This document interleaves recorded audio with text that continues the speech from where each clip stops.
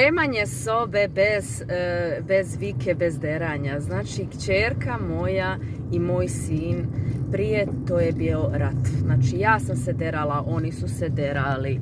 To je bilo toliko dernjave da je to strašno. I vidjela ja na internetu metodu kako dovesti djecu da raspremaju sobu bez da se derete. I sad je rekao da ja to isprobam. I prvi dan ja uđem u sobu, soba, Bože te sačuvaj.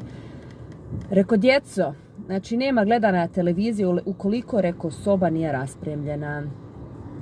I onda naravno oni se ljute, deru, ja ništa, ja zatvorim vrata, uđem u sobu i ako nije dobro, prvi dan ja ugasim televizor. I oni, joj, kakva si, vakva si, ništa. Idući dan ista stvar. Znači, soba katastrofa, ja ulazim u sobu, vidim katastrofa, ništa, ja zatvorim vrata od sobe i rekao, večeras isto nema TV-a. I to kćer meni veli, s meni je sve jedno, ali ima TV, ali nema. Rekao, dobro, rekao, nova, pravila, rekao, ako vam je sve jedno za TV, rekao, uzimam sat. Znači, kad je soba neraspremljena, rekao, sata nema. I od tu je više nije bilo svejedno. I ja sam, znači, svako veče, prije nego što se trebalo gledati, sam uvijek znala reći, draga djeco, šta se dešava ako soba nije raspravljena.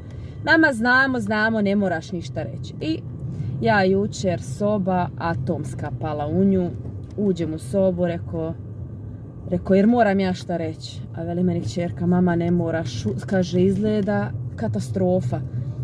Veli me, rekao, ok, i šta ćemo sad? Kaže, ona ništa, kaže, raspremit ćemo je, kaže, ne mogu ni ja više, kaže, izdržati, kaže, koliko je neuredno.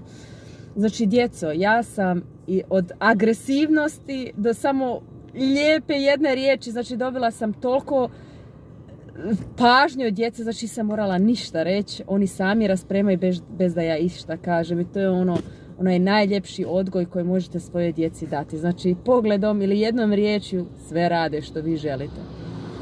Samo što je veoma bitno, morate ih naučiti da ako nešto ne naprave, da moraju nositi posljedice. To je ono najvažnije. Jer ako nema posljedica, onda nema ni motivacije, vjerujte mi.